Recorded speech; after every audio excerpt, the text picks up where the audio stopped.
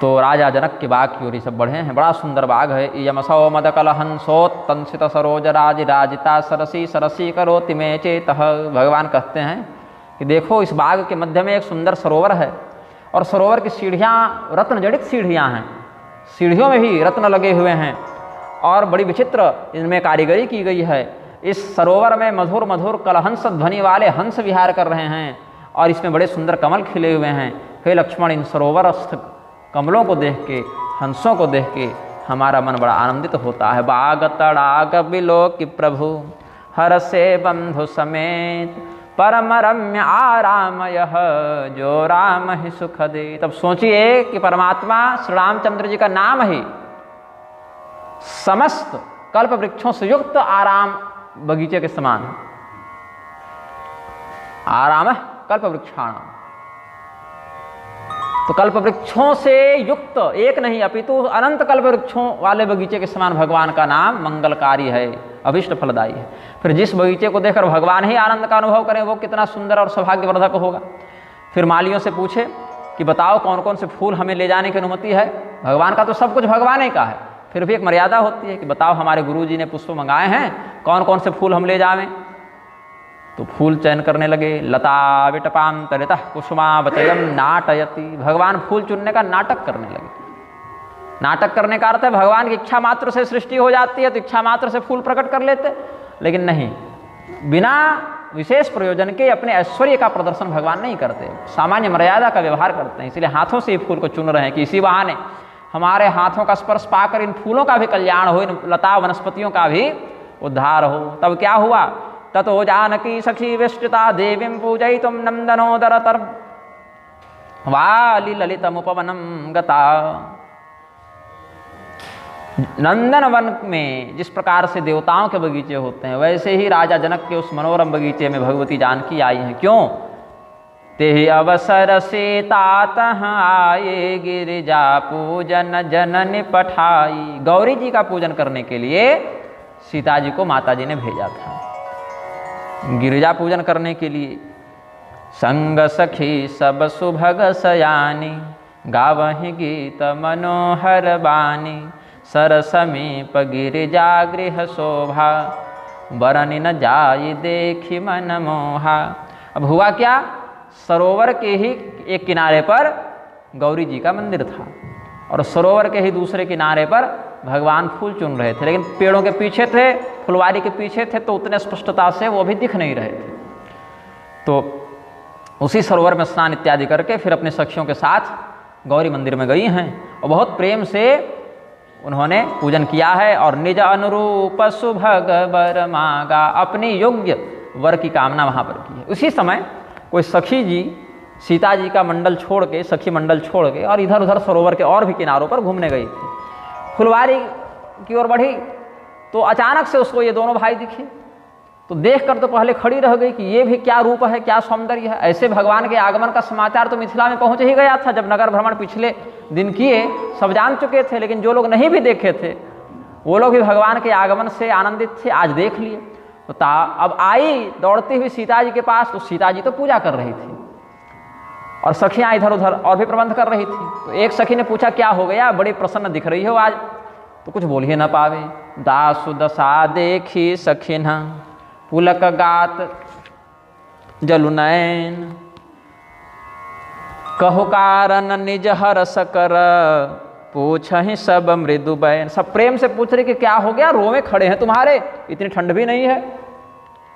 अगहन महीना था ना, अगहन महीने में न ज़्यादा ठंड है न ज़्यादा गर्मी है, ठंड का प्रारंभ ही होता है। चलिए ठीक है, वो भी प्रातःकाल हो ही गया है, धूप इत्यादि खिली गई है, बिल्कुल अंधेरे पर आते थोड़े हैं।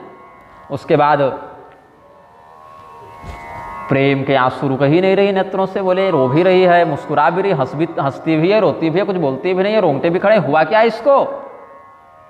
तो कहे क्या कहें, देखन बाग कुंवर दुई आए। अरे अरे वो जो विश्वामित्र जी के साथ दोनों आए हैं ना, दशरथ जी के लड़के, अरे वो बाग देखने आए हैं इधर ही, अभी मैंने उन्हीं को देखा। बय किशोर सब भांति सुहाए, बड़ी सुंदर किशोरावस्था है, 14-15 साल के लगते हैं और हर प्रकार से उनकी शोभा है। कल तो देख नहीं पाए थे हम लोग, वो तो नगर के दूसरी ओर भ्रमण कर रहे थे, आज दिखे हैं वो लोग। तो कैसे दिखते हैं? बोले दिखते हैं पूछो मत, देख लो स्वयं, क्योंकि पूछोगी कैसे दिखते हैं तो भूल जाओ कि हम बता पाएंगे। तो सारी सखियां दौड़ती हुई गई कि हम ही देखेंगे, हम भी देखेंगे। सीता जी ने कहा क्या बात हो रही है सारी सखियों में, क्या हो गया? सारी सखियों में कानाफूसी हो रही है। तो सियहि अति उत्कंठा जानी, सीता जी भी इस विषय को सुन ली थी, तो देखने का मन है। बोले हाँ हाँ आपको भी दर्शन कराएंगे। बोले कैसे सीधे दर्शन करा दें भाई, आप राजकुमारी हैं, एक मर्यादा है, आपका विवाह होने वाला है, तो कैसे देखें कि दर्शन भी हो जाए, मर्यादा भी न टूटे। बोले ठीक है ऐसा करो, आगे आगे सखियों का मंडल चले, सीता जी बीच में रहें, और जो सखी देख कर आई है वो सबसे आगे रहे, और इन्हीं सखियों की ओर से सीता जी भगवान को देख लें। तो सुमिर सिय नारद बचन उपजे प्रेति पुनीत, चकित बिलोकत सकल दिशि जनु शिशु मृगे सभीत।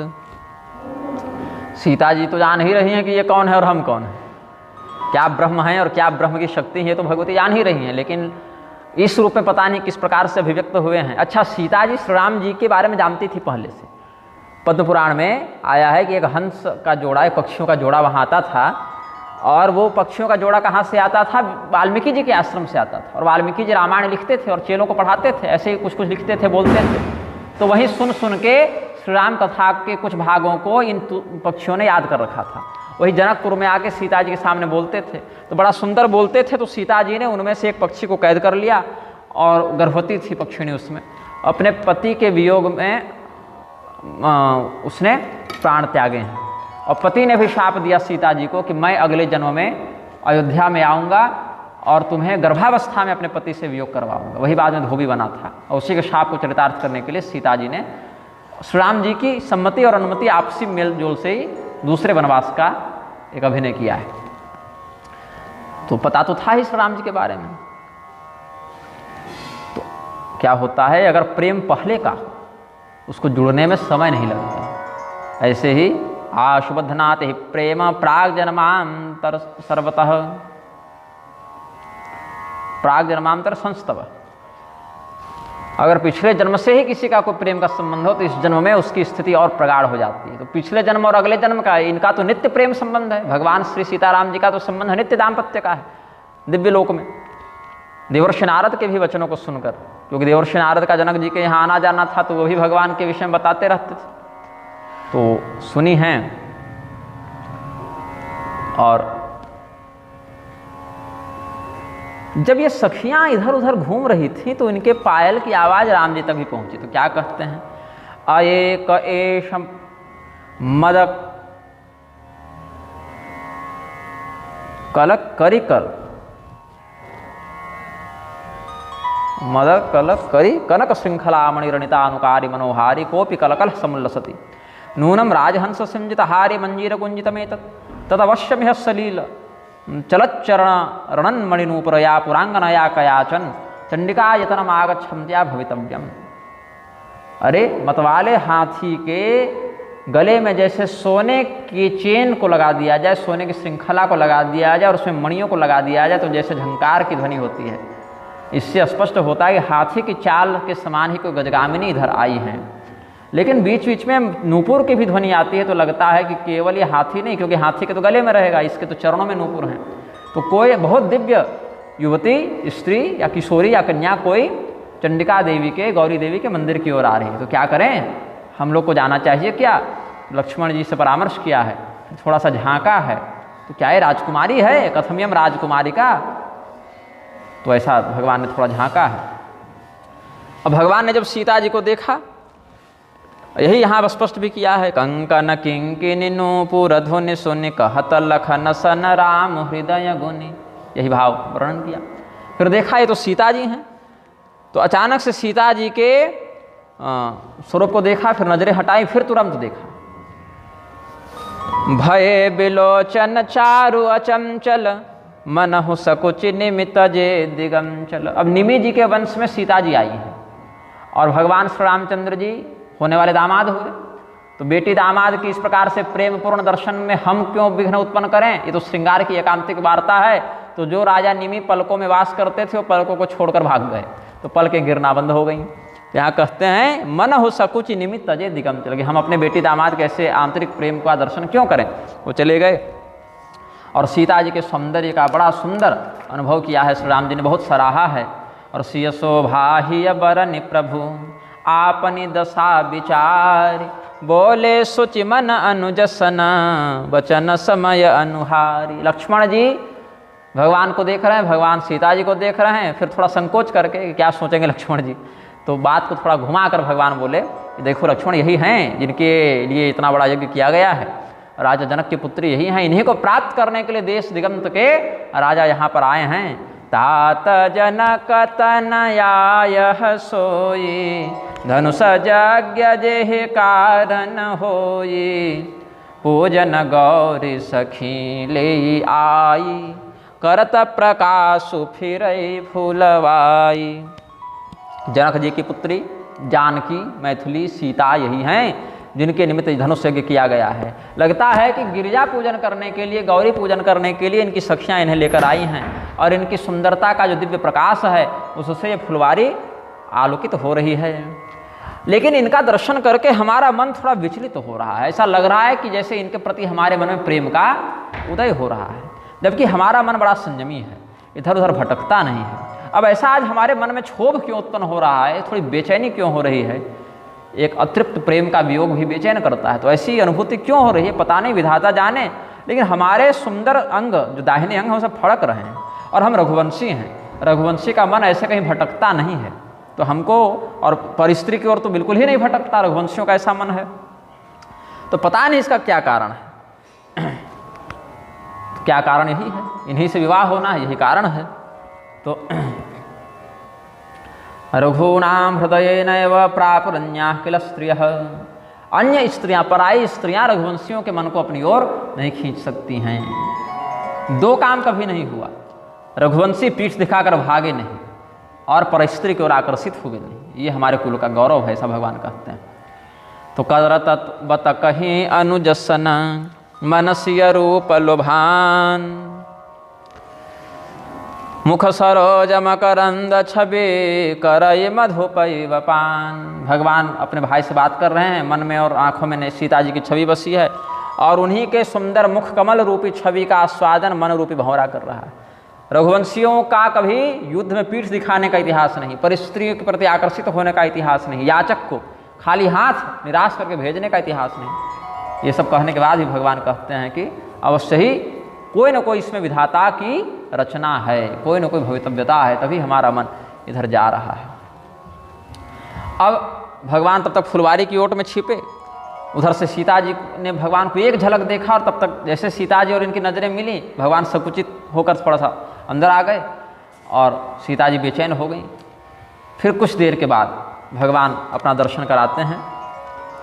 लता भवन ते प्रगट भे तेहि अवसर दो भाई, निकसे जनु जुग बिमल विधु जलद पटल भी लगाई। भगवान का सुंदर स्वरूप बताते हैं। दधतौ मस्तके दिव्यम किशोरौ राम लक्ष्मणौ स्तवकम मणिमुक्तानां पुष्पाणां च तथा विधम। भगवान अपने मस्तक पर फूलों की माला भी धारण किए थे, मणिमुक्ता की भी माला धारण किए थे, अभी मुकुट इत्यादि नहीं पहने भगवान, फूलों का ही श्रृंगार किए हैं पूरा, कामदेव के समान पुष्प श्रृंगार किए हैं भगवान, और उसमें मोर का पंख लगा लिए हैं।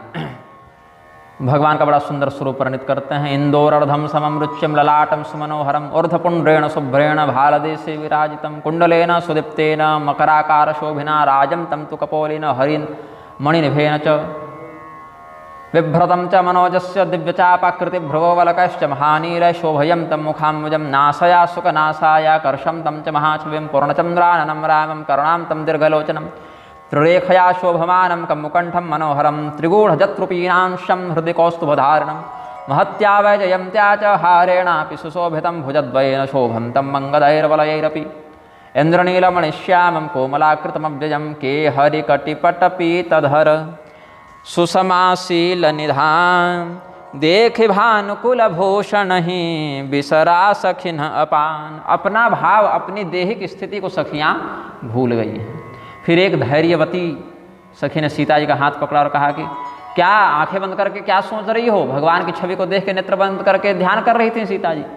प्रेमास्वादन में मग्न थी तो एक सखी सोची कि यहीं खड़ा रहेंगी तो थोड़ी गड़बड़ हो जाएगी ना, कहीं क्या पार्वती जी का ध्यान कर रही हो, अरे राजकुमारों को देख भी तो लो, फिर चले जाएंगे, पता नहीं मिले ना मिले। नेत्र जब सामने है तो नेत्र खोल के देखो, नेत्र बंद करने का क्या औचित्य है। तो सीता जी लज्जित तो हो गई, जब नेत्र खोले तो देखे साक्षात भगवान सामने, दोनों भाई वहीं सामने हैं, होने वाले पति भी हैं देवर भी हैं, दोनों को देखा है। फिर जनक जातो विलोक्य गुणालयम मधुर मूर्ति मुदार सास्यकम स्मरति शंभु धनुर्गुरुता पुनः स्वसिति याचति राम करम विभो। पहले भगवान की सुकोमलता को देखा, कितने कोमल हैं। यहाँ तक भगवान की कोमलता का वर्णन आचार्यों ने किया है कि सीता जी जो अत्यंत कोमल हैं वो भी भगवान के चरणों को दबाती थी तो भगवान कहते थे थोड़ा धीरे दबाओ दर्द होता है, इतने कोमल हैं भगवान। तो एक और इस सुकोमलता को देखा, दूसरी ओर शिव जी के धनुष की कठोरता को देखा तो मन ही मन शिव जी से प्रार्थना करती हैं कि हमें श्री रामचंद्र जी का हाथ ही पाणी ग्रहण के समय मिले, उनका हाथ ही मेरा हाथ थामे हैं। फिर सखियों ने सोचा यहीं देखती रहेंगी तो विलंब हो जाएगा, घर में भी डांट पड़ सकती है, राजकुमारी है, एक मर्यादा होती है, तो चलिए वापस। तो सीता जी ने जब ऐसा सखियों का भाव सुना तो तुरंत गई वापस सीता जी गौरी जी के पास। पूजन तो कर ही चुकी थी लेकिन एक बार पुनः दर्शन करते हुए फिर आगे निकलेंगे ऐसा सोचकर गई हैं। धीरे धीरे चल रही हैं। भगवान शिव के धनुष के कठोरता भी मन में है, भगवान श्री रामचंद्र जी की कोमलता भी मन में है। तो जाकर प्रणाम करती हैं, नमस्ते ताम्बिके भीक्षणम सुसंतान युताम शिवाम। रुक्मिणी जी इत्यादि भी यही गौरी पूजन किए हैं भगवान कृष्ण को प्राप्त करने से पहले। और सीता तत्व और रुक्मिणी तत्व एक ही तत्व है। राघवत्ते भवेत सीता रुक्मिणी कृष्ण जन्मनी, विष्णु पुराण में कहते हैं, पद्म पुराण में भी कहते हैं। वही भगवती जो राघव स्वरूप में सीता होती हैं वही कृष्ण स्वरूप में रुक्मिणी हो जाती हैं। तो जय जय जय, देखिए दोनों में भेद है। यहाँ कहते हैं जय जय जय गिरिराज किशोरी और यहाँ कहते हैं जय जय गिरिवर राज किशोरी। तो इसलिए हम थोड़ा देखें कि क्या भेद है। जय जय गिरिवर राज किशोरी, जय महेश मुख चंद चकोरी, जय गज बदन सड़ानन माता, जगत जननी दामिनी दुति गाता, त्वं परा प्रकृति साक्षात् ब्रह्मणः परमात्मनः, त्वयो तत्तो जातम जगत सर्वम त्वं जगत जननी शिवी। क्या कहते हैं, आप जगत जननी हैं, आप साक्षात परब्रह्म की परा प्रकृति हैं, मूल प्रकृति हैं, संपूर्ण संसार को उत्पन्न करने वाली जगदम्बिका आप ही हैं। आपने ही अत्यंत अनुग्रह करके हिमालय की पुत्री के रूप में जन्म लिया। भगवान महादेव का जो स्वरूप है वो चकोर के समान है, चकोर जो है वो चंद्रमा की ओर लालायित रहता है और आपका मुख कमल चंद्रमा के समान है। आप ही भगवान गणपति और भगवान कार्तिकेय की माता हैं। नहीं तब आदि मध्य अवसाना, अमित प्रभाव वेदु नहीं जाना, भव भव विभव भराभव कारिणी। कितना सुंदर अलंकार है, भव भव विभव पराभव कारिणी। भव मतलब संसार, भव मतलब उत्पत्ति, विभव मतलब ऐश्वर्य और पराभव मतलब उसका समापन, उसकी हार। तो संसार की सृष्टि स्थिति संहार को करने वाली मूल प्रकृति आप ही हैं। तुमाद्या प्रकृति पुराणा सृष्टि स्थित्यंत कारिणी। तो भव भव विभव पराभव कारिणी। और ऐसा कौन कर सकता है जो सृष्टि से पहले भी हो, सृष्टि के मध्य भी हो और सृष्टि के खत्म होने के बाद भी जो बच जावे। तो इसीलिए भगवती पार्वती का आदि मध्य और अवसान नहीं होता कि यहाँ से पैदा हुए, यहाँ रहे और यहाँ जाके मर गए, ऐसा विकार इनमें नहीं होता। और विश्व विमोहिनी स्वबस बिहारिणी, स्वतंत्र होकर अपने वश में रहते हुए, निराश्रित होकर, निरंकुशा होकर आप विहार करती हैं। पति देवता सुति यमहु, जितनी भी श्रेष्ठ पतिव्रता नारियां हैं, पतिपरायणा नारियां हैं, मातु प्रथम तवरे, उन समस्त पतिव्रताओं में आपका नाम, आपकी गणना सबसे पहले स्थान पर होती है। महिमा अमित न कह सकी, कही सकहीं सहस शारदाशीष। यहाँ कही सकहीं लिखे और यहाँ सकहीं कही लिखे, थोड़ा अंतर हो गया। तुम आद्या सर्व विद्यानामस्माकमपि जन्मभूः, त्वं जानासि जगत् सर्वं न त्वां जानाति कश्चन, साकारापि निराकारा मायया बहुरूपिणी, त्वं सर्वादिरनादिष्टं कर्त्री हर्त्री च पालिका। सेवत तुमहि सुलभ फलचारी, वरदायिनी त्रिपुरारी पियारी। यहाँ पुरारी पियारी केवल है, यहाँ त्रिपुरारी लिखे हैं। देवी पूज्य पद कमल तुम्हारे, सुर नर मुनि सब होहि सुखारे। आपके चरणों का अनुसरण करने से भोगश्च मोक्षश्च करस्थैव, लौकिक पारलौकिक चतुर्विध पुरुषार्थ की संसिद्धि हो जाती है। हे शिव प्रिय, आपके चरण कमलों की पूजा करने से चाहे मनुष्य हो, देवता हो, ऋषि हो, सब सुख प्राप्त करते हैं। आप तो समस्त प्राणियों के हृदय में वास करने वाली भगवती हैं, तो हमारे मन में भी आपका वास है, हमारे हृदय की बात को भी आप जानती हैं। इसीलिए हम जोर से नहीं कह रहे कि हमको क्या चाहिए, क्योंकि आपको पता है हमको क्या चाहिए। ऐसा कह के जानकी जी ने पार्वती जी के चरणों में प्रणाम किया है। तो भगवती पार्वती अत्यंत प्रेम के कारण अब मूर्ति का बोलना अशुभ होता है, इसलिए संकेत केवल किया है। पहले संकेत के रूप में माला खिसका दी, क्योंकि सीधे अगर बोलते तो अपशगुन हो जाता। प्रतिमा चलना, प्रतिमा का रोना, हंसना, बोलना, ये सब उचित नहीं मानते। तो इसीलिए अब हम जो बोलने जा रहे हैं उसको अच्छे सगुन में गिना जाए, अब सगुन में न गिना जाए। ये भाव स्पष्ट करने के लिए पहले क्या किया? खसी माल मूर्ति मुस्कानी, पहले माला खिसकी। इसका अर्थ है आगे की क्रियाएं अपशगुन में नहीं है, क्योंकि ऐसे मूर्ति का हंसना मुस्कुराना अपशगुन होता है। तो पहले यह दिखाने के लिए कि हम प्रसन्नता से आशीर्वाद देने के लिए बोल रहे हैं, पहले माला को खिसकाया है, जिसको सीता जी ने प्रणाम करके अपने मस्तक पर धारण किया। और उसके बाद क्या कहती हैं? सोनु सिय सत्य अशेष हमारे, पूजहि मन कामना तुम्हारी। नारद बचन सदा सुचि साचा, सोबर मिलहि जाहि मन राचा। सीता जी ने मांगा नहीं है कि हमको दशरथ नंदन श्री राम जी पति रूप में चाहिए, क्योंकि जोर से नहीं बोलना था, अच्छा नहीं लग रहा था अपने से मांगने में ना। एकांत रहते तो बोल भी देते, इसलिए कहा कि इन्हें प्रकट न कारण ते ही, हमने अपने मन के भाव को प्रकट क्यों नहीं किया?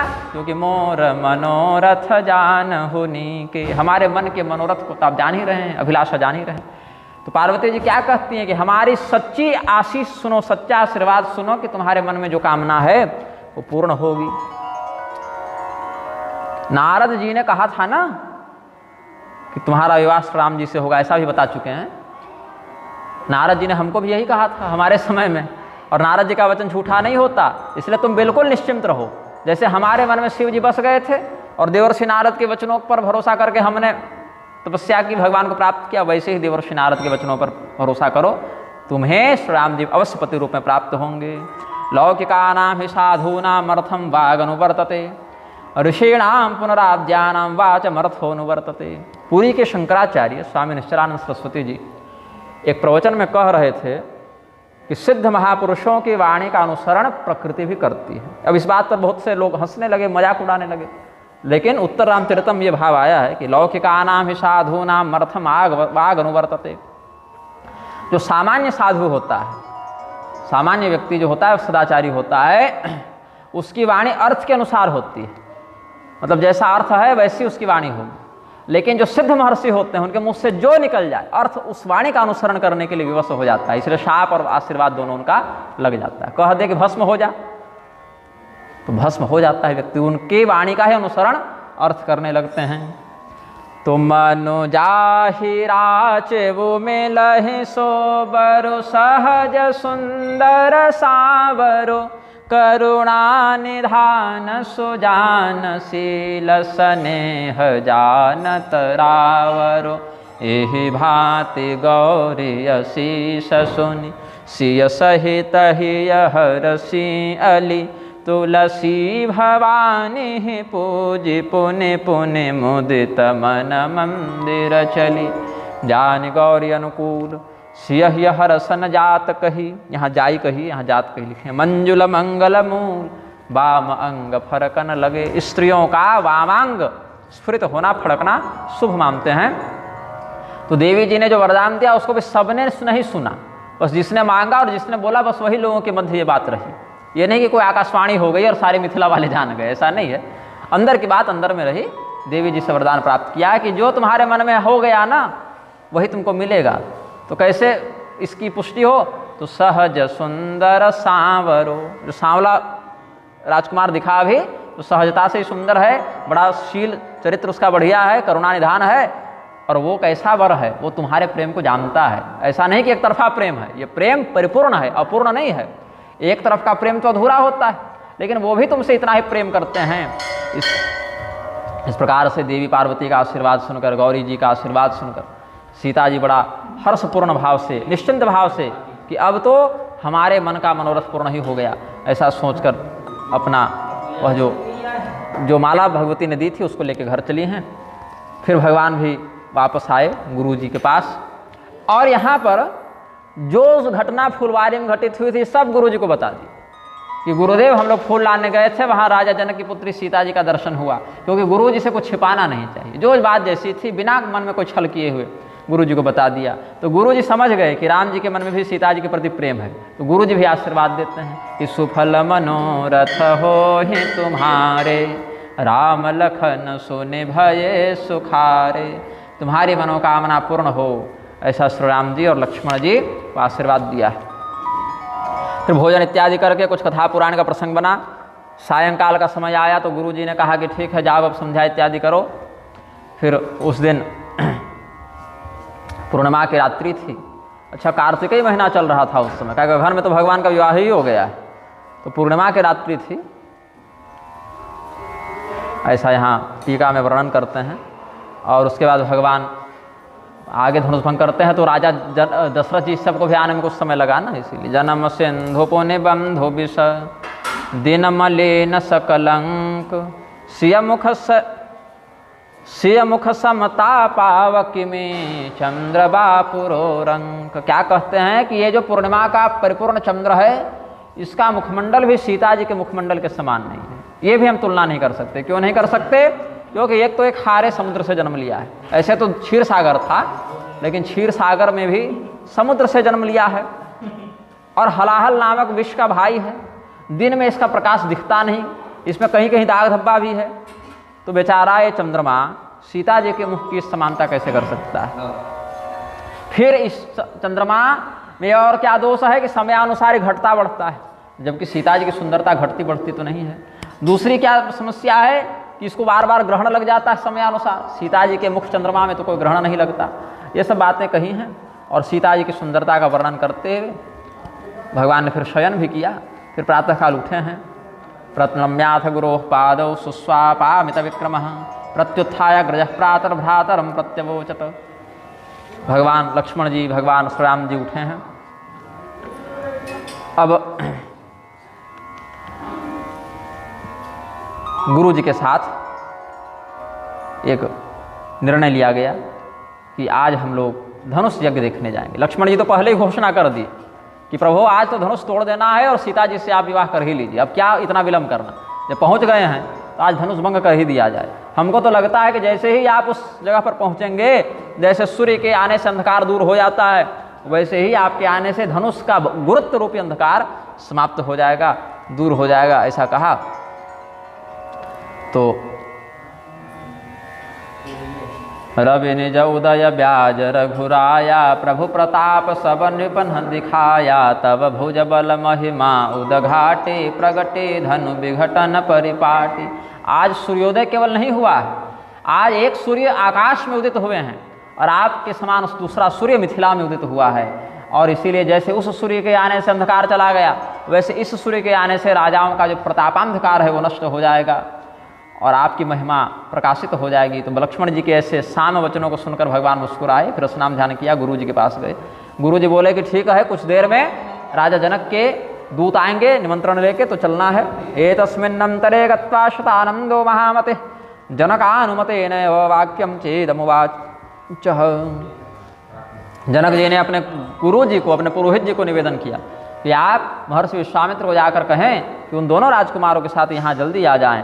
तो शतानंद तब जनक बुलाये कौशिक मुनि पहि तुरत पठाये।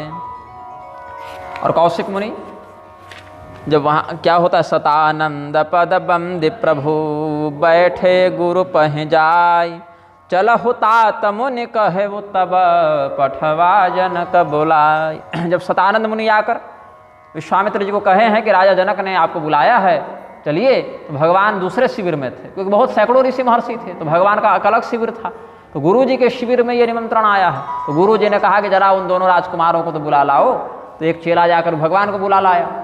चेले के कहने पर भगवान आए। भगवान ने शतानंद जी को ही प्रणाम किया, गुरु जी को ही प्रणाम किया कि गुरुदेव क्या आदेश है। बोले आदेश कुछ नहीं है, जनक जी के यहाँ से बुलावा आया है, धनुष यज्ञ देखने चलना है कि नहीं चलना है। चलो आज देखो किसको बड़ाई मिलती है, चलो धनुष यज्ञ देखते हैं कि कौन सा ऐसा दिव्यात्मा पुण्यात्मा होगा जो अपने पराक्रम का प्रदर्शन करके शिव धनुष को तोड़कर कीर्ति को भी प्राप्त करेगा और सीता को भी प्राप्त करेगा। तो सिय स्वयंवर देखिय जाई, ईस काहि धौ देई बड़ाई। लखन कहा जस भाजन सोई, नाथ कृपा तब जा पर होई। लक्ष्मण जी बोले धनुष कौन तोड़ेगा, यश किसको मिलेगा। प्रभु जो यश के लायक होगा उसको यश मिलेगा। और यश के लायक कौन है। बोले जिस पर गुरुदेव आपकी कृपा हो जाए सो यशस्वी हो जाए। गुरु जी बोले हाँ हाँ कृपा तो हमारी है तुम लोग पर, और तुम्हारे रहते भगवान के रहते कौन दूसरा इसमें समर्थ हो सकता है। लेकिन आगे फिर बढ़े। सब लोग धनुष यज्ञ जब देखने पहुँचे हैं तो पूरे नगर में ये बात फैल गई कि आज धनुष, क्योंकि रोज बहुत से राजा आते थे, प्रयास करते थे, जाते थे, आज जो लोग आ रहे हैं वही हैं जो उस दिन नगर भ्रमण में निकले थे।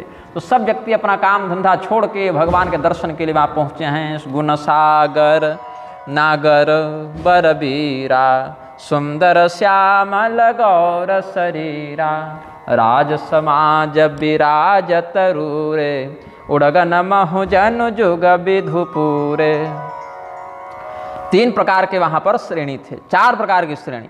उत्तम मध्यम नीच लघु, निज निज थल अनुहारी। सबसे उत्तम आसन जो था, जो ऋषि महर्षियों के लिए था, गुरु जी के लिए था वहाँ पर प्रबंध। फिर मध्यम आसन था राजाओं के लिए, उससे नीचे आसन था राजाओं के सेवकों के लिए, राज कर्मचारियों के लिए, और सबसे नीचे आसन सामान्य दर्शक दीर्घा ग्रुप में जो और भी जमता आ रही उनको देखने के लिए। सबसे ऊपर कौन बैठे, गुरु जी बैठे। उनके नीचे और भी जो प्रतियोगी राजा लोग थे वो बैठे।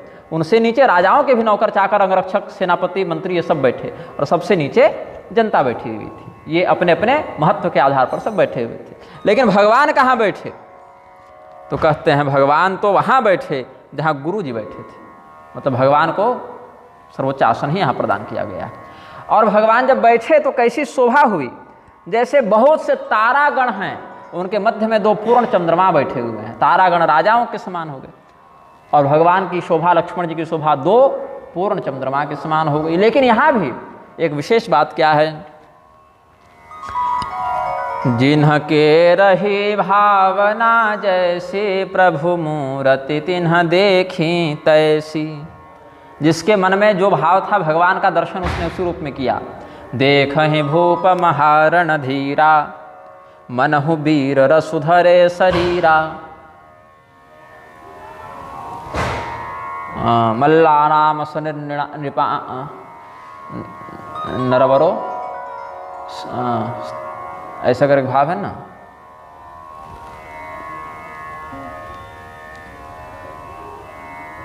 जब भगवान कंस के राज दरबार में प्रवेश करते हैं,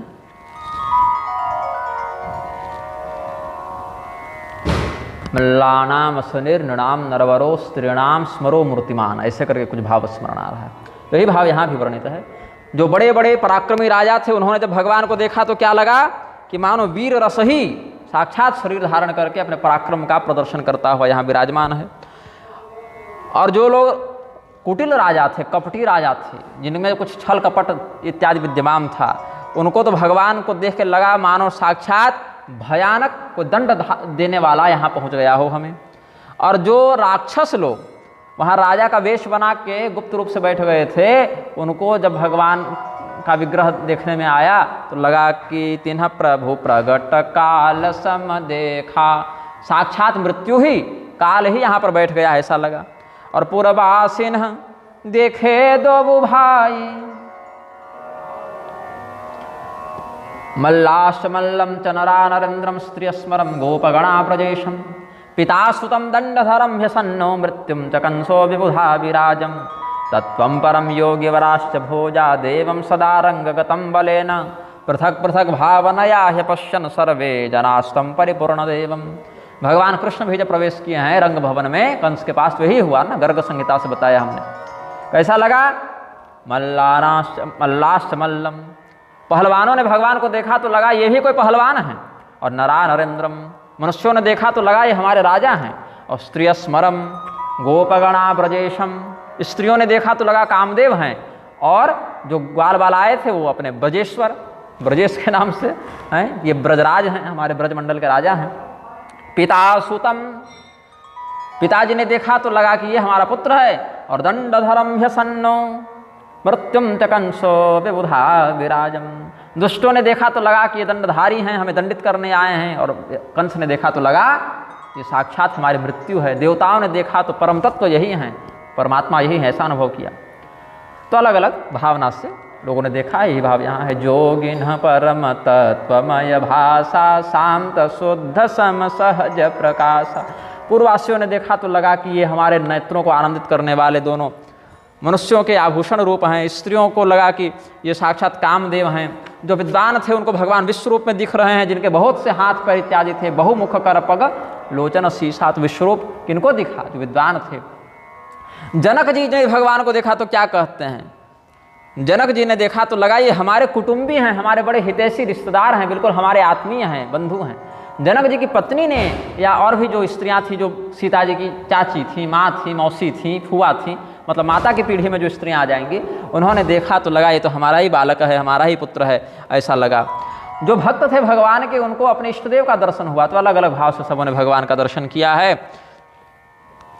भगवान अपने कंधे पर धनुष, कमर में तरकस, ये सब धारण करके, पीठ में भी तरकस होती है, कमर में भी होती है, लेकिन यहाँ कहते हैं कटितु नीर पेट पत्र बांधे कर सर धनुष बाम कर कांधे, दाहिने हाथ में बाण, बाएं हाथ में धनुष, कंधों पर धनुष और कमर में तरकस, ये करके।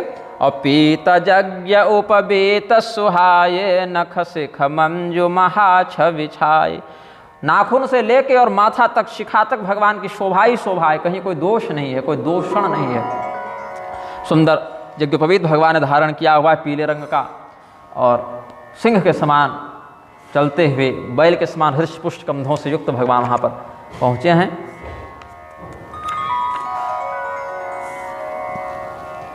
भगवान को आता हुआ देखकर, विश्वामित्र जी को आता हुआ देखकर जनक जी ने विश्वामित्र जी को प्रणाम किया और एक बार फिर से सुना दिया कि हमारी प्रतिज्ञा है गुरुदेव, आप जान ही रहे हैं कि ये शिव जी का धनुष अभी लाया जाएगा कुछ देर में। और धनुष को जब लाते थे लोग, कहीं कहीं किसी किसी कल्प में है कि धनुष वहीं रखा रहता था, और कहीं कहीं है कि रोज लाते थे और फिर वापस उसको मंदिर में ले जाते थे, क्योंकि रात को ऐसे छोड़ नहीं सकते हैं, अपमान होगा ना, तो मंदिर में छोड़ देते थे, फिर अभी सभा मंडप में ले आते थे। तो यह प्रश्न उठता है फिर तो धनुष को लोग उठा ही रहे हैं, मतलब ले ही आ रहे हैं, तो यहाँ पर क्यों ऐसा नियम लागू नहीं हो रहा है? क्योंकि सीता जी से विवाह करूंगा ऐसा संकल्प करके ये नहीं कर रहे थे, हमारे स्वामी का आदेश है, इसीलिए धनुष को वहाँ पहुँचाना है, इसीलिए देवता भी, शिव जी भी यहाँ अनुमोदन कर देते थे। अगर मैं सीता से विवाह करूँ ऐसा संकल्प लेकर कोई उठाना चाहे तो फिर वो समर्थ नहीं हो पाता था। तो इसीलिए धनुष को और भी लोग किसी प्रकार, हालांकि परिश्रम से ही, ऐसा नहीं कि सहजता से, बहुत सैकड़ों लोग लगते थे तो किसी प्रकार से खींच धकेल के चक्के वाली गाड़ियों के माध्यम से उसको लाते थे, लेकिन वो भी इसीलिए सफल होते थे क्योंकि भगवान शिव ऐसा ही चाहते थे। वो उस पर रखा ही रहता था, उसी के नीचे चक्के लगे थे, वो जो एक चौकी बनी रखी थी ना, ठेला गाड़ी जैसे आजकल होती है, वैसे दिव्य प्रबंध किया हुआ था, उसके ऊपर ही धनुष रखा रहता था। धनुष को वो नहीं हिलाते थे, वो तो गाड़ी को ही ढकेलते थे धीरे धीरे करके। और शिव जी ने क्या कहा था, जिसका सत्योपाख्यान से हमने प्रमाण दिया कि जो उठाकर तौल कर उसको तोड़े वो परमेश्वर होगा, ऐसा जानना, उसी से अपनी पुत्री का विवाह करना। तो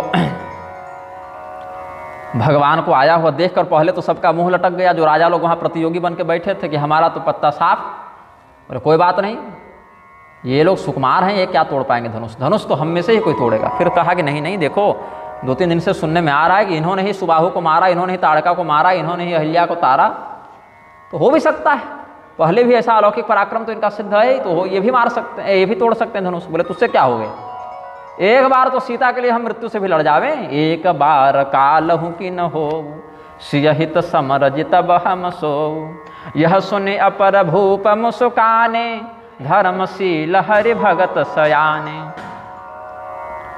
एक दल राजाओं का जो था वो निराश होकर कहता है कि जब साक्षात यही यहाँ आ गए तो क्या यहाँ प्रतियोगिता रही, तो एक तरफा निर्णय हो गया, तो चलो अब घर हम लोग चलते हैं, यहाँ बैठकर क्या लाभ मुंह लटकाने से।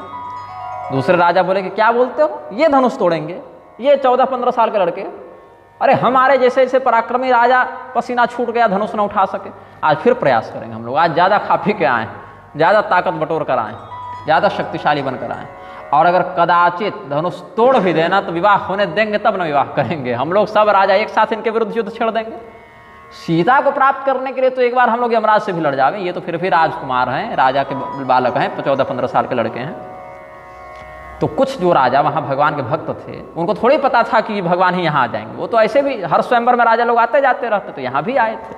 वो बोले कि देखो, जो धर्मात्मा हरिभक्त राजा थे वो मुस्कुराए, बोले अरे मूर्खों, लड़के अब एक तो धनुष के कारण अपनी कीर्ति तुम लोग खो ही चुके हो कि तुम पराक्रम नहीं है तुम्हारे अंदर, ये तो दिख चुका, अब दोबारा भगवान से लड़के क्यों और लज्जित होना चाहते हो। इसीलिए ऐसा करो, हम ये नहीं कहते घर चले जाओ, यहीं रुको, ये तो बड़ा सुंदर सौभाग्य है कि भगवान साक्षात पधारे हैं, भगवान धनुष तोड़ेंगे, हम लोग ही बाराती बन जाएंगे, उसमें भगवान के विवाह में बाराती बन जाएंगे। ऐसा कुछ सज्जन राजाओं ने कहा। सीय विवाह बराम गर्भ दूरी करी नृपन्ह को, जीति को सक संग्राम दशरथ के रन बांकुरे। राजाओं के गर्व को दूर करके जो धनुष कोई न तोड़ सका, ऐसे धनुष को तोड़कर तुम्हारे आंख के सामने सीता जी से विवाह करेंगे ये। और रही बात युद्ध की ना, तो दशरथ जी के पुत्रों को कौन है जो युद्ध में जीत लेगा जी, तो इसीलिए बढ़िया कि बाराती बनो, कुछ लड़के पक्ष से हो जाओ, कुछ लड़के पक्ष से हो जाओ, भगवान के विवाह का आनंद लो, बढ़िया मिठाई खाओ, विदागिरी लो और निकलो। और अगर युद्ध करना चाहते हो तो मार खाओगे। और ये सुनो, अब अभी तो तुम सोच के आए थे कि सीता से विवाह करेंगे, पत्नी भाव से आए थे, लेकिन अब सुन लो, भगवान आ गए तो हम बहुत पवित्र और बहुत अच्छी सीख दे रहे हैं।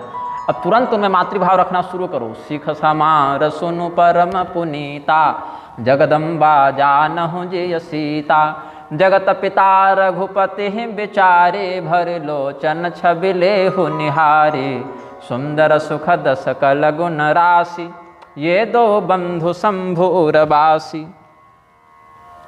भगवान महादेव के हृदय में वास करने वाले ये श्री राम लक्ष्मण साक्षात परमात्मा हैं, और भगवती सीता जी जो रघुनाथ जी की वल्लभा होने वाली हैं वो जगदम्बिका हैं। इसीलिए आंख खोलो और जब तक दिख रहे हैं भगवान तब तक खूब देखो, क्योंकि ये दर्शन तो देवताओं को भी दुर्लभ है। अरे मूर्खों, तुम्हें बैठे बैठे अमृत का समुद्र मिल रहा है, उसको छोड़ के तुम मृग तृष्णा के पीछे भाग रहे हो, तो ऐसे ही मर जाओगे। लेकिन हमें तो यह सौभाग्य मिला है, हम इसका भरपूर लाभ लेंगे। ऐसा राजा लोग कह ही रहे थे कि देवता सब भी आकाश में आ गए अपने अपने विमान लेके, फूलों की बारिश होने लगी। और जानि सु अवसर सिय तब पठई जनक बुलाय, चतुर सखे सुंदर सकल सादर चली लेवाई। जनक जी ने संकेत किया अपने घर की स्त्रियों को कि जाओ जाओ राजकुमारी को लेकर आओ, अब जानकी जी आजा में अब स्वयंवर प्रारंभ करना है, तो उनको ले आ रहे हैं। जिनके सौंदर्य का अंश मात्र प्राप्त करके अप्सराएं अपने सौंदर्य का प्रयोग करती हैं और ऋषियों की तपस्या तोड़ देती हैं, जिनके दिव्य सौंदर्य का एक कण मात्र प्राप्त करके अप्सराएं इतनी सुंदर हो जाती हैं कि बड़े बड़े ऋषियों, विश्वामित्र जैसे ऋषियों की भी तपस्या को भंग कर देती हैं, वो स्वयं कितनी सुंदर होंगी। इसीलिए कोई कवि अगर भगवती सीता की सुंदरता की उपमा किसी और तत्व से देना चाहे तो उसको अयोग्य कहा जाएगा, क्योंकि वो वास्तविक वर्णन कर नहीं सकता है। किससे उपमा करोगे? तो यहाँ पर नहीं निंदा स्तुति है कि एक की स्तुति करने के लिए दूसरों की निंदा की जाती है, तो निंदा नहीं कहते, तो प्रशंसा में उसका उद्देश्य है। तो क्या कहते हैं, गिरा मुखर तनु अरध भवानी। किसी कवि ने कहा कि सीता जी की सुंदरता को देखकर लगा कि साक्षात सरस्वती आ गई। तो सरस्वती जी बहुत बोलती हैं, बहुत बोलना भी उतना उत्तम नहीं माना जाता, और सीता जी बड़ी शील के साथ चुप रहती हैं, ज़्यादा नहीं बोलती। बहुत बोलना भी स्त्रियों के लिए अशोभनीय मानते हैं। तो गिरा मुखर, सरस्वती जी बहुत बोलती हैं, तो सीता जी बहुत तो नहीं बोल रही, तो गिरा देवी से सरस्वती से कैसे तुलना करोगे? बोले हाँ, लेकिन पार्वती जी के समान ही सुंदर हैं। बोले नहीं, तनु अरध भवानी, पार्वती जी तो आधी हैं ना, आधे में तो शिव जी हैं, अर्धनारीश्वर हो गए, पार्वती जी आधी हैं, शिव जी के साथ पूरी होती हैं। बोले रति, रति के समान इनकी सुंदरता? बोले नहीं, रति अति दुखित अतनुपति जान। अरे वही रति के पति को तो शिव जी भस्म कर दिए, तो बिना तनु के पति को पाकर रति ऐसे ही रो रही है, तो ऐसी विलापावस्था तो सीता जी की नहीं है। बोले लक्ष्मी जी के समान ही सुंदर है। बोले नहीं नहीं, विषबारुणी बंधु प्रिय जेही, जैसे लक्ष्मी जी समुद्र से निकली है वैसे ही हलाहल विष और वारुणी मदिरा भी तो निकली है, तो जहर और दारू जिसके भाई बंधु हों लक्ष्मी जी के समान भी हम तुलना नहीं कर सकते, ऐसा कवियों ने भाव कहा। बोले तब क्या कहना चाहते हो, तुम ही बता दो। हर बात में तो आपत्ति किए जा रहे हो, टोके जा रहे हो, तुम ही बताओ क्या है। देखो ठीक ठीक तो हम भी नहीं बता पाएंगे, लेकिन सोचो। जौ छवि सुधा पयो निधि होई, परम रूपमय कच्छप सोई, शोभा रजु मंदरु श्रृंगारु, मथय पानि पंकज निज मारु, एहि विधि उपजई लक्षित सुंदरता सुख मूल, तदपि सकोच समेत कवि कहहि सिय समतुल। संपूर्ण संसार में और संसार के बाहर, मतलब लौकिक और अलौकिक जो समुद्र हो वह सौंदर्यामृत का समुद्र हो, सुंदरता रूपी अमृत का ही समुद्र हो, और सुंदरता ने ही कछुआ बनकर वहाँ पर अपना स्थापन किया हो, और उस सौंदर्य रूपी कछुए के ऊपर श्रृंगार रूपी मंदराचल पर्वत हो, और शोभा रूपी रस्सी से स्वयं कामदेव अगर समुद्र मंथन करें, उस प्रकार से जिस लक्ष्मी का प्राकट्य होगा, हो सकता है कदाचित उसकी सुंदरता सीता जी के सामने कुछ कही जा सके, लेकिन ऐसी नहीं। मतलब जैसे ये असंभव है, वैसे ही सीता जी की सुंदरता की तुलना किसी और तत्व से करना असंभव है, ऐसा स्तुति में यहाँ करते हैं। चली संग लई सखी सयानी, गावत गीत मनोहर बानी, सोह नवल तनु सुंदर सारी, जगत जननी अतुलित छवि भारी, भूपन सकल सुदेश सुहाये, अंग अंग रच सखन बनाये, रंग भूमि जब सिय पगुधारी, देख रूप मोहे नर नारी। सुंदर सुंदर मंगल गान करती हुई सखियों से घिरी हुई सीता जी पधार रही हैं, बहुत धीरे धीरे गजगामिनी भाव से चल रही हैं। उनके एक एक चाल में नूपुर, करधनी इत्यादि जो आभूषण है, पाजे पायल, ये सब की झंकार आनंदित हो रही है, आलोकित हो रही है, और उनके सुंदरता को देख के पुरुष कौन कहीं स्त्रियाँ तक मोहित हो गई, ऐसा समझना चाहिए। और भगवती सीता जी ने बहुत प्रेम से, बहुत आतुर भाव से रामचंद्र जी को देखना चाहा, और थोड़ा सा जैसे नज़र ऊपर किए अपने, थोड़ा सा मुखमंडल को उठाया, उतने में सब राजा जो भगवती का मुखमंडल देख पाए सो बेहोश हो गए मानो। और जब इधर उधर खोजने लगे कि कहाँ वो दोनों बैठे होंगे, तो एक बार सबको देखा तो जितने लोग थे सो मोहित हो गए, और फिर सोचे कि ऐसे सीधे माथा उठा के देखना उचित नहीं लगेगा, गुरुजन भी बैठे हैं, श्रेष्ठ जनों की मर्यादा है। तो भगवान को जब देखा तो विश्वामित्र जी के अगल बगल बैठे थे दोनों भाई, तो वहाँ पर देखकर देखती ही रह गई, फिर लज्जावश संकोचवश नजर झुका लिए। गुरुजन लाज समाज बड़, देख सीय सकुचानी, लाग बिलोकन सखिन तना, रघुबीर उर आनी। तो भगवान की उसी छवि को अपने हृदय में बसा के फिर सखियों की ओर नजर झुका के सीता जी देखने लगी। इस घटना को देखकर सभी स्त्री पुरुष एक ही बात मना रहे हैं, मन में सबका एक ही भाव है, विधि सन विनय करहि मन माही। विधाता से सब लोग एक ही बात मांग रहे हैं कि राजा जनक की मूर्खता को समाप्त कीजिए। क्यों? राजा जनक ने जो प्रतिज्ञा कर रखी है कि हमारी पुत्री का विवाह उसी से होगा जो धनुष तोड़ दे, तो ये सुंदर सुकुमार राम जी कैसे धनुष तोड़ेंगे? हे विधाता, कुछ ऐसा कीजिए कि राजा जनक की इस मूर्खतापूर्ण प्रतिज्ञा को तुड़वा दीजिए, और राजा जनक के मन में ऐसा भाव उत्पन्न कीजिए कि सीता जी का कन्यादान बिना कोई विचार किए ये कर दें। बिनु विचार पन तज नर नाहु, सिय राम कर करई बियाहु। देखो, संसार में सब लोग की यही इच्छा है, प्रतिज्ञा तोड़ने से कलंक लगता है, प्रतिज्ञा का पालन करने से इतना बड़ा मंगल टलता है। अब क्या करें? सब लोग सोच रहे हैं, विधाता से सब लोग मना रहे हैं। तब तक राजा जनक ने बंदी जनों को बुलाया। यहाँ बंदी का अर्थ कैद खाना वाला कैदी नहीं है, बंदी एक प्रकार की जाति होती थी जो राजाओं का यशोगान करती थी। बंदी, चारण, मागध, भाट, ये सब होते थे ना कविता पाठ करने के लिए। तो भाटों को बुलाया, चले भाट ही हर्षनत हो रहा। राजा जनक का अनुशासन पाके बड़े हर्षित मन से भाट सब चले हैं, और बोले बंदे बचन तब, सुनहु सकल महिपाल, पन विदेह कर कहीं हम, भुजा उठाई विशाल। हम अपने भुजाओं को ऊपर करके, इधर ध्यान से सुनो सब लोग, यह वचन सुनाते हैं हमारे राजा महाराजा धीराज जनक जी महाराज का जो प्रण है उसको सबको सुनो, ध्यान से सुनो। मागधास्तु पणम सर्वम जनकस्य च भूपतेन, श्रावयामास तुस्ते सर्वे। बाहुमुच्छिप्य संसदे। नृप भुज बल विधु शिव धनु राहु गरुव कठोर विदित सब काहू। रावण बाण महाभट भारे देखि सरासन गवहि सिधारे। सोए पुरारि को दंड कठोरा राज समाज आजु जय तोरा। त्रिभुवन जय समेत वैदेही बिनहि विचार बरई हठितेहि। सुनिपन सकल भूप अभिलाषे भटमानी अतिशय मन माखे। क्या प्रतिज्ञा है? शिव जी का धनुष राहु के समान है और तुम्हारा जो बल है वो चंद्रमा के समान है। तो जैसे राहु चंद्रमा पर ग्रहण लगा ले उसी प्रकार से तुम्हारी भुजाओं के बल में ये शिव जी का धनुष ग्रहण लगा देता है। और सब जानते हो ये कितना भारी है। तो शृणुत जनक कल्पा क्षत्रिया शुक्लमेते। दश वदन भुजानां कुंठिता यत्र शक्ति। नमयति धनुरेशं यस्तदारोपणेन। त्रिभुवन जय लक्ष्मी जानकी तस्य दारा। कहाँ का है स्वामी जी? हनुमान नाटकम आप मंगाए थे ना हमसे? हनुमान नाटकम मंगाए थे ना आप हमसे? दिए थे हम? नहीं दिए थे ना? वहीं का श्लोक है। हनुमान जी जो रामायण लिखे हैं जिसको बाद में दामोदर मिश्र ने भोजराज के समय संकलित किया हनुमान जी की आराधना से, वो शिलालेख उनको प्राप्त हुए थे। तो वहीं कहते हैं शृणुत जनक कल्पा क्षत्रिया शुक्लमेते। राजा जनक के ही समान जो पराक्रमी हैं, प्रतिष्ठित हैं, नामवर हैं, धनी हैं, ऐसे बड़े बड़े राजा महाराजा हमारे इस वचन को सुने। यहाँ एक दाम है, सीता जी से विवाह के लिए एक शुल्क रखा गया है, एक दाम है। क्या दाम है? दश वदन भुजानाम कुंठिता यत्र शक्ति। यहाँ शक्ति ही दाम है और शक्ति सामान्य नहीं होनी चाहिए। त्रिभुवन विजेता रावण के भुजाओं का बल भी यहाँ आकर कुंठित हो गया। उसके बल के भी ऊपर जिसका बल हो, मतलब जो रावण पर भी विजय प्राप्त करने में समर्थ हो, ऐसा ही यहाँ पर कोई पराक्रमी चाहिए। तो रावण जब आया तो क्या किया? जब असमर्थ हुआ तो नमयति धनुरेशम तस्तदारोपणेन। भगवान महादेव के धनुष को रावण भी प्रणाम करके भाग गया।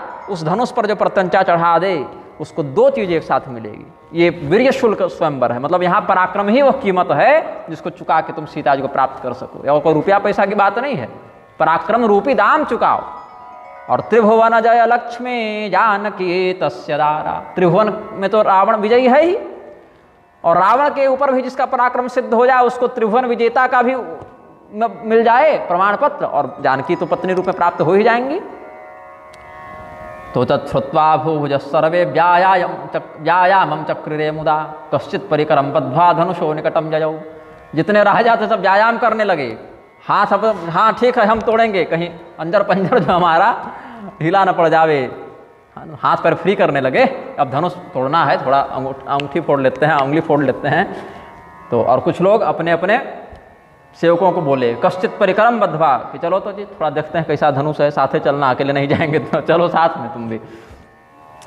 तो परिकर बांधे उठे यकुलाई, चले इष्ट देवन सिरुनाई। इसमें दो भाव है। परिकर बांधे उठे यकुलाई, अगर दोनों को अलग अलग करेंगे तो परि कहते हैं चारों ओर, चारों ओर से अपने अपने हाथ को बांध के, मतलब संकल्प करके, हाथ बांध कर मतलब संकल्प करके राजागण उठे हैं। और दूसरा अर्थ निकलता है कि कर बांधी, क्या हाथ बांध के खड़ा है, मतलब क्या असमर्थ के समान खड़ा है, मतलब राजाजन उठे तो हैं लेकिन उनके हाथ बंधे हैं, शिव धनुष के पराक्रम का कुछ कर नहीं सकते, ये भी एक भाव है। अथवा परिकर बांधी, अपने नौकरों के साथ साथ वो राजा आगे बढ़े हैं। थोड़ा हो सकता है हाथ लगाना पड़े, थोड़ा इधर से लगा देना ना, बाकी तो हम उठा ही लेंगे। और दूसरे अर्धाली का भाव, चले इष्ट देवन सिरुनाई, अपने अपने इष्ट देवता को प्रणाम करके चले।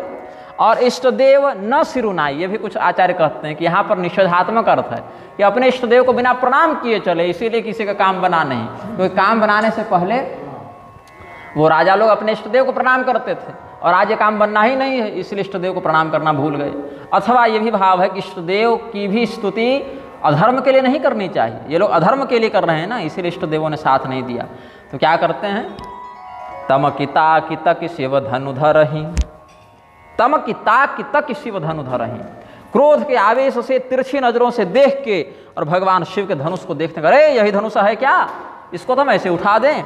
और उठाई न कोटि भांति बलु करही, करोड़ों प्रकार से अलग अलग दांव पेंच युक्ति लगाते हैं लेकिन धनुष हिलता नहीं। तो जिनके कछु विचारु मन माही, चाप समीप महीपन जाही, जिन राजाओं के मन में कुछ सद्बुद्धि थी, कुछ सद्विवेक था, कुछ विचार था, वो राजागण क्या करते थे? कुछ बोलते नहीं थे। यहाँ राजा लोग नहीं बोल रहे हैं, तुम लोग बोल रहे हैं, बताओ। कहते हैं कि वो राजा लोग कुछ बोलते नहीं थे, बस देखते थे। और जैसे लाल बाबा मजा लेते रहते हैं ना, वैसे मजा लेते रहते थे कि देखो देखो अभी देखना, हो करुष देश से आया है ना, वो मगध से आया है ना, वो चेदी देश से आया है, वो वहाँ से आया, सब अभी उठ के जाएगा, देखा धनुष तोड़ना और कैसे बेइज्जत होके आएगा। हम लोग नहीं जाएंगे। पहले हम लोग कह चुके हैं कि इनसे कुछ होगा नहीं। यहाँ तो अब दूल्हा बन के आए थे और बाराती बन के जाना है। यहाँ तो हर राजा दूल्हा बनने आया था ना, अब वो तो होने से रहा क्योंकि भगवान साक्षात आ गए हैं। तो इसीलिए सीता जी को माता मानो, राम जी को पिता मानो और पुत्र रूप से बाराती बनो, मिठाई खाओ और धोती साड़ी लेके निकलो, नेक पाओ और निकलो। लेकिन देखो ये मूर्ख नहीं समझ रहा। अभी देखो मोछ में ताव दिख गया, अभी देखो कैसे वहाँ बेइज्जत होके आए। तो जो अच्छे राजा थे वो लोग आनंद लेने के लिए बैठते थे। तो मध्य जग्राह चापस्य पाणिभ्याम च बले न वै न चक्रुष धनुस्तत्र लोभ मात्रम च संसदी। एक रोवे को जैसे उठाने में जितना परिश्रम करना पड़ता है, भगवान के लिए तो उतना ही परिश्रम था धनुष उठाने में। लेकिन रोवे को जैसे व्यक्ति थोड़ा सा फूंक भी दे तो हिल जावे, जितना एक लोम का भाग है या रोवे की जड़ जितनी छोटी होती है, उतना सा भी कोई राजा उस धनुष को हिला ना सका। मतलब रोमे की जड़ कितनी छोटी, बहुत छोटी सूक्ष्म है रोमकूप, रोमकूप बराबर भी कोई राजा उसको उठा ना सका, हिला ना सका। बीच से पकड़ते थे, उठाते थे, और जितना ये लोग जोर लगाते वो उतना ही और भारी होता जाता। यहाँ देखो ना कितना ताकत, देखते हैं। भूप सहस दस एक ही बारा लगे उठावन टरई नटारा डिगई न शंभु सरानन जैसे कामी वचन सती मन जैसे। 10,000 राजा एक ही बार उस धनुष को उठाने लगे। ये भी संदेह होता है कैसे उठाने लगे, और अगर उठा लेते कदाचित तो सीता जी से विवाह कौन करे, इसका निर्णय कैसे हो। तो इसमें भी निर्णय था ना कि अगर राम जी ही अकेले धनुष तोड़ते, तब भी ये लोग तो कह ही चुके थे कि हम लड़ेंगे, हम बिना लड़े थोड़े ऐसे जाने देंगे, एक बार तो मृत्यु से भी हम भिड़ जावे सीता के लिए, तो कह ही चुके थे कि शास्त्रार्थ में भले परमेश्वर भी आकर कह दे हमारे विरुद्ध हम वाणी नहीं मानेंगे। वही हाल इनका भी था पिटाने वाला कि धनुष तोड़ देने से क्या होता है, हम लड़ेंगे फिर। तो इसीलिए 10,000 में जब धनुष टूटता या उठता या कुछ होता, फिर ये 10,000 आपस में लड़ते, उसमें जो जीतता। पहले तो धनुष को तोड़ना है। तो कैसे नहीं हिला वह शिव धनुष। जैसे कोई कामी व्यक्ति किसी पतिव्रता स्त्री के पास आके बहुत चिकनी चुपड़ी बातें कहें, वो पतिव्रता स्त्री उसके वचनों के कारण अपने सतित्व से विचलित नहीं होती, वैसे भगवान शिव का दृढ़ धनुष हिलता नहीं है। एकदा संविदम कृत्वा भूपानाम शतमुत्तमम। 100 राजा पहले आए, संविदम कृत्वा एक साथ एसोसिएशन बना के आए, चलो साथ में उठाते हैं। उत्थापयामा सुरभ्यग्रा न चचाल धनुष सदा। उठाने का प्रयास किए लेकिन नहीं उठा पाए। तो शत इत्यादि शब्द अनेकार्थ होते हैं, अनंतार्थ भी होते हैं। तो बाणस्य बाहु शिरसः परिपेड्यमानम। प्रसन्न राघव से बता रहा हूँ। उधर क्या कहे थे, हनुमान नाटक में से बताए थे ना, एक बार और बताता हूँ, बड़ा सुंदर श्लोक है। शृणुत जनक कल्पाः क्षत्रिया शुक्लमेते। यहाँ रावण के पराक्रम की क्या कहें, निंदा ही की गई है, उसके पराक्रम को कम दिखाया गया शिव धनुष के सामने। तो शृणुत जनक कल्पाः क्षत्रियाः शुक्लमेते 10 वदन भुजानां कुंठिता यत्र शक्तिः नमयति धनुरेशं यस्तदारोपणेन त्रिभुवन जय लक्ष्मी जानकी तस्य दारा। तो रावण के सामने धनुष का ही पराक्रम अधिक हो गया, रावण कुछ नहीं कर सका। बोले केवल रावण नहीं, तुम लोग जो एसोसिएशन बना के आए हो ना कि हम लोग 100 आदमी 1000 10,000 लोग उठाएंगे, बाणासुर भी आया था, उसके अकेले की 1000 भुजाएं थी। तो क्या कहते हैं प्रसन्न राघव में, बाणस्य बाहु शिखर परिपीड्यमानम नेदम धनुश्चलति किंचिदपिंदु मौलैः कामातुरस्य वचसामिव संविधानैरभ्यर्थितं प्रकृति चारु मनः सतीनाम। बाणासुर की एक एक भुजा में एक एक पहाड़ के समान शक्ति है। एक हाथ से पहाड़ को हटाने की शक्ति रखता है बाणासुर। तो पहाड़ से समान पराक्रम हुआ तब तो पहाड़ हटा दिया। अगर कोई व्यक्ति कहता है मेरी भुजाओं में हाथी के समान बल है, मतलब हाथी को पटक सकता है, तभी हाथी के समान बल हुआ कम से कम। तो अगर बाहु शिखरैः, तो इसका अर्थ शिखर पर्यंत तो उसके बाहुओं का बल समझ सकते हैं। लेकिन बारंबार बाणासुर के भुजाओं का सम्मिलित पराक्रम भी शिवधनुष को हिला न सका। जैसे कामियों के वचनों से सतियों का पातिव्रत्य नहीं खिसकता है।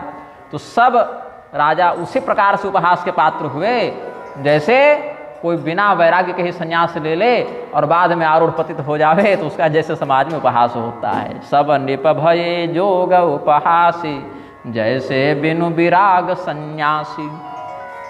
सब लोग हार गए, पीछे जाकर बैठ गए अपने अपने जगह पर। अब राजा जनक देखे कि किसी से काम बन ही नहीं रहा है, तो बहुत क्रोधित होकर निराशा और क्रोध से युक्त वचनों को राजा जनक जी ने कहा है। अब राजा जनक जी ने क्या कहा है इसको हम कल कहेंगे, क्योंकि आज जो है सो फिर इस प्रसंग को आगे ले जाएंगे तो फिर सीता जी का विवाह इत्यादि तक जानने की इच्छा हो ही जाएगी। तो इसको पूर्ण करते हैं कल। राजा जनक के वचन, फिर धनुष भंग, फिर सीताराम जी का विवाह, ये सब वर्णन करेंगे। प्रेम से आगे फिर बढ़ेंगे। भगवान नाम संकीर्तन करें। सीताराम सीताराम सीताराम सीताराम सीताराम सीताराम सीताराम सीताराम। राधे श्याम राधे श्याम राधे श्याम राधे श्याम राधे श्याम राधे श्याम राधे श्याम राधे श्याम। सीताराम सीताराम सीताराम सीताराम सीताराम सीताराम सीताराम सीताराम। राधे श्याम राधे श्याम राधे श्याम राधे श्याम राधे श्याम राधे श्याम राधे श्याम राधे श्याम। प्रेम से बोलिए आनंद कंद भगवान की। ये प्रसाद बंटवा दीजिए, है ना।